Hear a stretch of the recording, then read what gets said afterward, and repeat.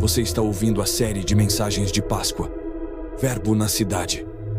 Há 2000 anos, a palavra, antes apenas ouvida e escrita, se fez carne. Viveu entre nós na distante Galileia, foi crucificada, ressuscitou e o seu evangelho transformou o mundo. Se você é de Teresópolis ou região e quer viver a Páscoa conosco, visite-nos em nossos cultos. Para saber mais, acesse nosso Instagram, @anglicanaverbo. Conduzindo pessoas à maturidade. Vamos orar. Senhor, muito obrigado por estarmos aqui hoje, lendo a proclamação do Teu Evangelho, a Tua Palavra, e que possamos meditar, Senhor, nesse texto e conseguir responder com uma convicção santa. Sim, eu te amo. E todas as vezes, Deus, que o Senhor colocares essa questão diante de nós, Tu me amas, que possamos responder com o nosso coração alegre, sabendo, Deus, que precisamos te amar. E que esse amor, ele possa ser manifestado no nosso próximo, porque é assim, Deus, que o Senhor deseja. Bem, meus irmãos, recentemente eu viajei para João Pessoa, para o nosso sínodo diocesano, né? Eu estive lá representando a nossa comunidade, a Verbo, e foi muito interessante porque lá eu pude me encher dessa palavra. No domingo pela manhã, na paróquia Ressurreição,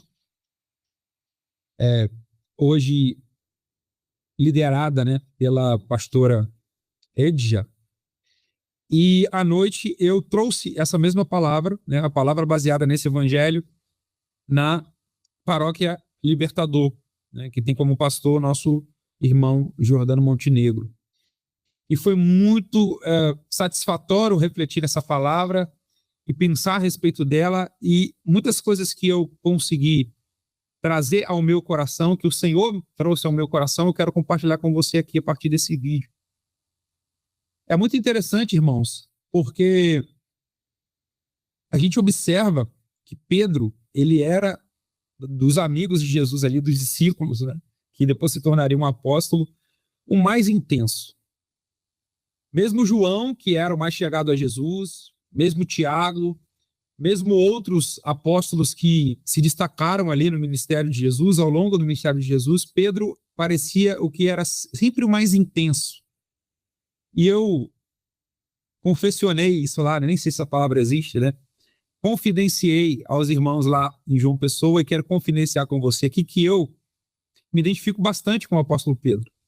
Porque eu também sou uma pessoa um pouco impulsiva, um pouco intensa nos meus sentimentos, e eu acho que você já passou por algumas situações que eu já passei na minha vida, que é, você fala uma coisa às vezes sem pensar muito, e depois você fica pensando, nossa, eu não deveria ter falado aquilo naquele momento, ou deveria ter falado de uma outra forma. O apóstolo Pedro era esse tipo de pessoa.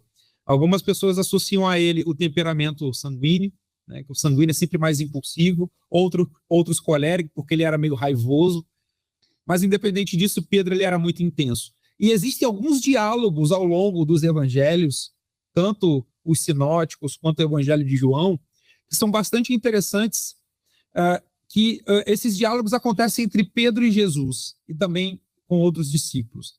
Um deles, um dos que mais me marca, é quando Jesus prevê, né, ele revela tudo aquilo que aconteceria com ele, e ele coloca a questão diante dos discípulos, né? E vocês vão continuar me seguindo depois disso?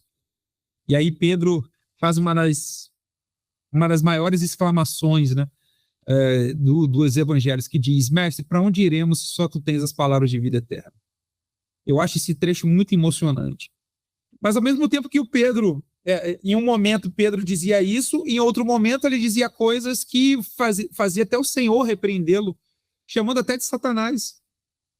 Porque quando Cristo ele fala, mais uma vez, que deveria ser entregue aos homens e morrer em favor da humanidade, Pedro diz, não, assim não vai acontecer com o Senhor. Tem misericórdia do Senhor e de nós mesmos. E aí o que Cristo diz para ele? Arreda-te, Satanás. Pedro afirma que iria com o Senhor até a morte. O Senhor diz para ele, Pedro, antes que o galo cante, 3 vezes tu me negarás. Pedro nega Cristo 3 vezes. Então, esses diálogos que acontecem entre Pedro e Jesus mostram que ele era muito intenso, né?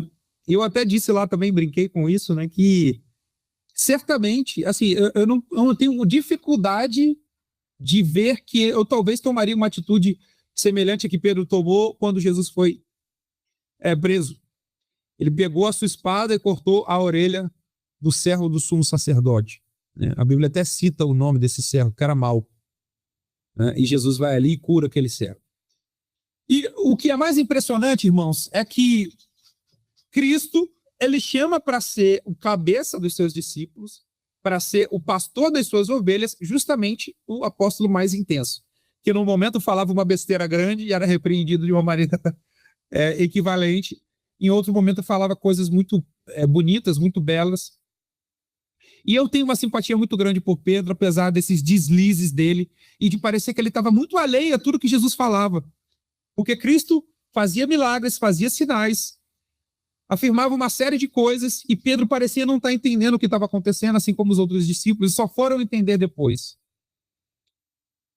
E essa passagem que nós lemos aqui, quando Jesus aparece para os seus discípulos na praia, tem algumas coisas bastante interessantes. Pedro, ele já era o líder e já era reconhecido como líder. Se os irmãos observarem, quando ele diz, eu vou pescar, os outros dizem, eu vou com você, nós vamos com você.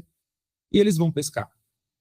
Não devemos nos esquecer que Cristo já tinha sido morto, já tinha sido ressuscitado, já tinha aparecido 2 vezes para os seus discípulos. Mas Pedro, ele ainda estava com o seu coração pesado por conta do erro que ele cometeu ao negar o Salvador.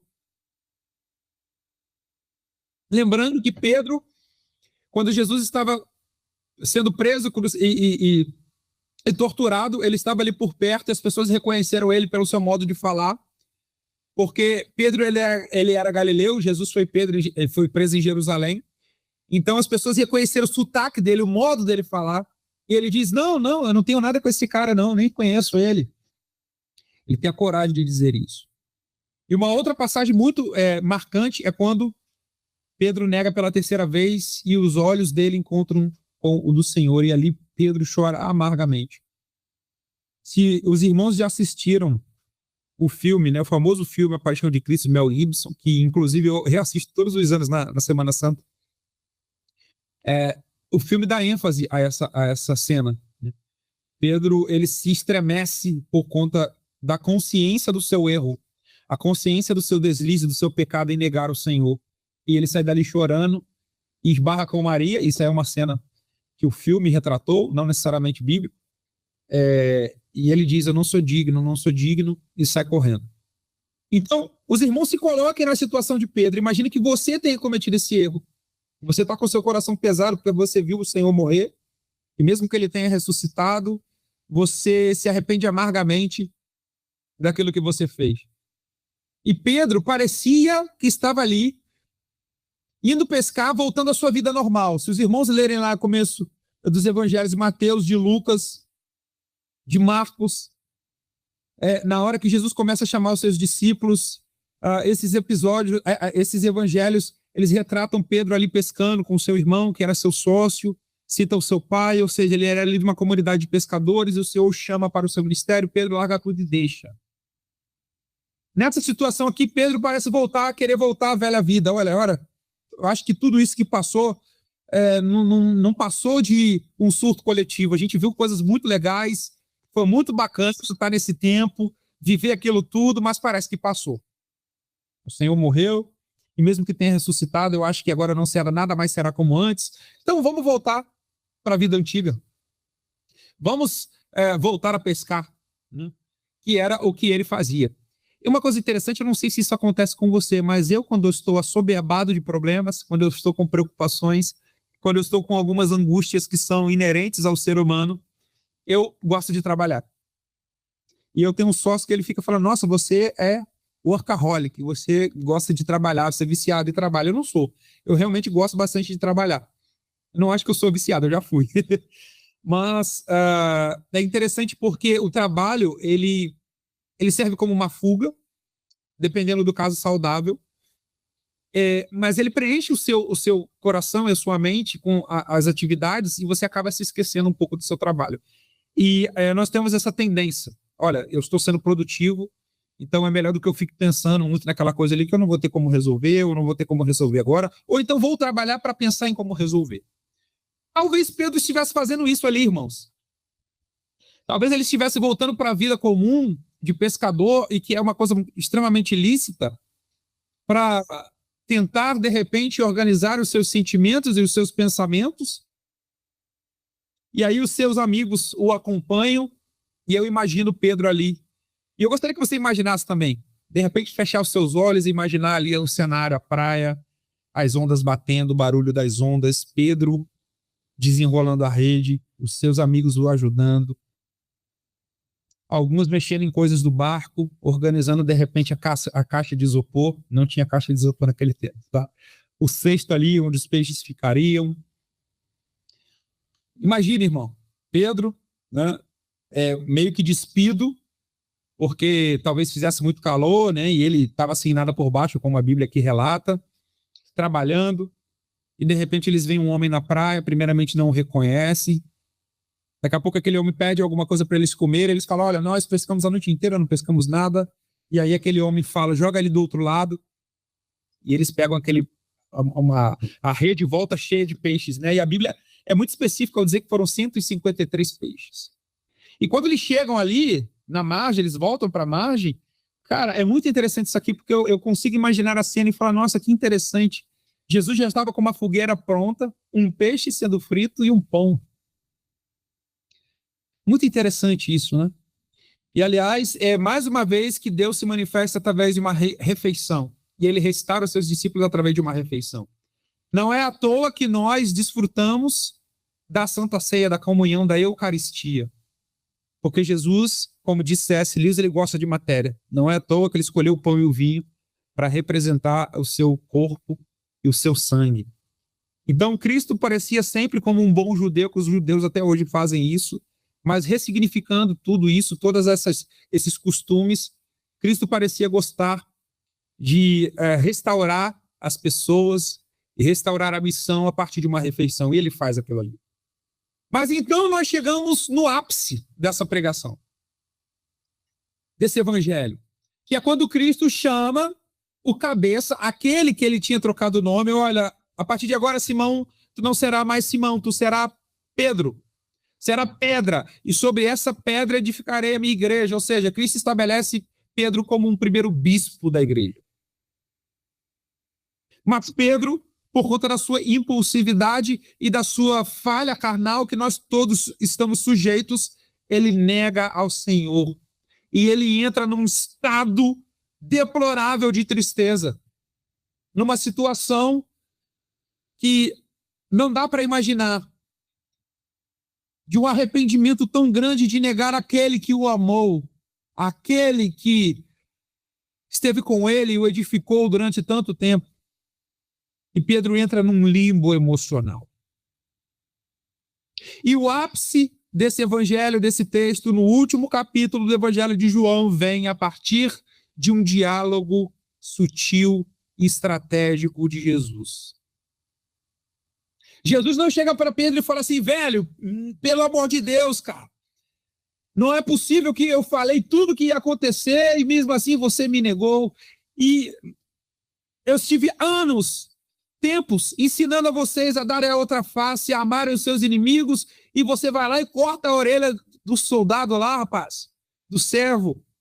Você parece que não entendeu nada. Não, Jesus não chega assim com esse pão, repreendendo a Pedro. Poderia. E seria até interessante a gente ler, né? Pedro tomando uma bronca brava de Jesus. Mas não. Cristo escolhe a sutileza para restaurar o seu apóstolo, o seu discípulo amado.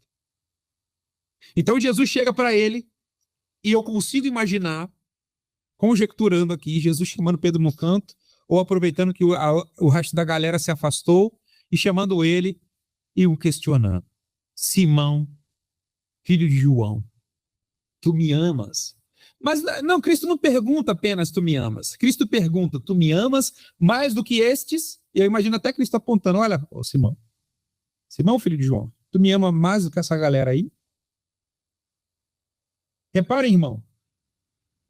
Reparem que não é uma pergunta simples. É uma pergunta que tem uma profundidade. E aí Pedro responde, sim, Senhor, o Senhor sabe que eu te amo. E aí Cristo diz, apacenta os meus cordeiros. Em outras palavras, irmãos, e eu quero que você saia daqui, desse vídeo, né? Que você, a partir do momento em que essa pregação acabar, saia com o seu coração ardendo por isso. Que quando Cristo fala, apacenta os meus cordeiros, Cristo está dizendo em outras palavras, cuida dos meus pequeninos. Cuida dos teus irmãos. Cuida do teu próximo. Porque Cristo, irmãos, ele decidiu ser amado no próximo. Não à toa que Cristo, ele traz como o segundo maior mandamento você amar o teu próximo como a ti mesmo. Então, o que Cristo está dizendo para Pedro, desde essa primeira resposta do próprio Pedro, era, já que você me ama, cuida dos teus irmãos. Apacenta os meus cordeiros. Estabelece a minha igreja. E aí Cristo vai pela segunda vez e diz, Simão de João, tu me amas? E aí o Pedro responde, Senhor, sim, tu sabes que eu te amo. Eu já imagino até o tom de voz mudando. O cara já me perguntou agora, a primeira vez eu já respondi. E está perguntando de novo, será que ele ficou surdo? E aí Cristo diz, apacenta as minhas ovelhas. Apacenta os meus cordeiros, apacenta as minhas ovelhas. E pela terceira vez Cristo lhe pergunta, Simão de João, tu me amas? E Pedro se entristeceu, porque o Senhor perguntou pela terceira vez se ele o amava. E ele disse, Senhor, tu sabes tudo, tu sabes que te amo. Então, por 3 vezes, Cristo faz a pergunta se Pedro o ama. E essas 3 perguntas, com respostas positivas de Pedro, com mudança de entonação, fazem uma referência direta às 3 vezes em que Pedro negou a Cristo. E a partir desse diálogo, e Pedro se entristece mais uma vez, porque ele era intenso, Cristo restaura o seu filho. E agora, irmãos, a partir disso, e depois eu vou comentar aqui o final desse diálogo, eu volto a pergunta para você que está assistindo essa mensagem. Tu me amas? Não é mais o Paulo Macedo perguntando, é Cristo. Cristo pergunta para ti hoje, tu me amas? E nós que somos salvos, batizados, redimidos, a resposta é óbvia, nós amamos ao Senhor. Mas se nós fizermos uma reflexão profunda, nós talvez caiamos no mesmo limbo que Pedro caiu. Vamos começar a pensar em todas as vezes que a gente nega, que a gente trai, que a gente faz coisas que renegam o amor que Cristo tem por nós. Mas a reflexão que nós temos que fazer não é com base nos nossos pecados, porque para isso nós temos o nosso momento de confissão, o nosso rito de confissão. A reflexão que você e que eu precisamos fazer hoje é: se eu amo a Cristo, eu estou cuidando dos meus irmãos? Se eu, pai, digo que amo a Cristo, respondo para o Senhor 1, 2, 3 vezes que o amo, eu estou cuidando dos meus filhos, eu estou dando a minha vida por eles, eu estou apacentando a minha casa. Se eu sou mãe, eu pergunto a mesma coisa. Se eu sou esposa, eu pergunto a mesma coisa. Será que eu estou cuidando da minha esposa como deveria? Eu estou dando a vida por ela como Cristo deu a vida pela igreja? Se você é um líder de célula, um líder de jovem, a pergunta que você deveria fazer hoje é: se eu amo a Cristo, se eu amo o Senhor, eu estou cuidando dos seus cordeiros? Eu estou amando o meu próximo? Porque é isso que Cristo deseja de nós. Cristo, ele não diz para Pedro: olha, Pedro, já que tu me ama, paga o dízimo. Pedro, já que tu me ama, vai varrer o chão da igreja, lavar o banheiro da igreja. Vai ajeitar o púlpito. Vai preparar a mesa da Santa Eucaristia. Todas essas coisas são necessárias, são importantes. Mas Cristo diz: se tu me amas, apacenta as minhas ovelhas. Cuida dos teus irmãos. Ama o teu próximo. E Jesus, a partir do momento em que ele diz pela última vez, apacenta as minhas ovelhas, ele diz: olha, eu te asseguro, Pedro, Quando você era jovem, você mesmo te cingias e ia para onde você queria. Mas quando você vai ficar velho, você estenderás as mãos e outro te cingirá e te levará onde não queres. Dizia-lhe isso, indicando com que morte haveria de glorificar a Deus. Dito isso, acrescentou: segue-me. Eu não sei se os irmãos conhecem a história, mas o apóstolo Pedro ele foi crucificado como o Senhor. A única diferença é que ele, por não se achar digno, pediu que os seus algozes o crucificassem de cabeça para baixo. Mas ele foi crucificado. E Cristo aqui já estava fazendo referência a isso. Olha, tu vai morrer crucificado. Estenderás as mãos e outro te cingirá. E vai levar você para onde você não quer. Ou seja, para a morte. A morte sacrificial. Esse texto, irmãos, talvez seja um dos textos mais profundos sobre cura interior da Bíblia.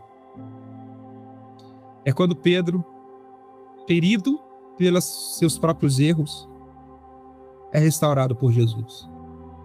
E o título dado a essa mensagem é Repescando Pescadores. Cristo fez uma promessa para Pedro, lá no começo do Evangelho. Pedro, vem comigo e eu te farei pescador de homens. E Pedro se tornou um pescador de homens. Mas nesse momento aqui é Cristo que está pescando Pedro. E assim como Cristo pesca Pedro, ele pesca você hoje. Algumas traduções da Bíblia, quando se refere àquele texto em que Cristo diz: ninguém vem ao Pai se não for por mim, algumas traduções dizem: ninguém vai ao Pai se eu não o fisgar. Olha só que interessante. Fisgar, pescar. Cristo deseja te repescar hoje, irmão. E é para você cuidar das suas ovelhas, cuidar dos seus irmãos, te entregar para o seu próximo, porque é isso que importa ao Senhor. Muito obrigado pela sua atenção. Eu espero que essa palavra tenha te edificado. Vamos fazer uma oração. Senhor, muito obrigado, Deus, porque refletimos, meditamos hoje no Teu Evangelho. Obrigado, Deus, porque temos a chance hoje de responder para Ti que Te amamos e temos a chance de apacentar as Suas ovelhas. E assim como o apóstolo Pedro, que foi restaurado ali na praia, que nós possamos ser restaurados hoje, independente de onde estejamos, e que possamos fazer a Tua vontade a partir de hoje. Assim eu oro e Te agradeço. Em nome de Jesus. Amém.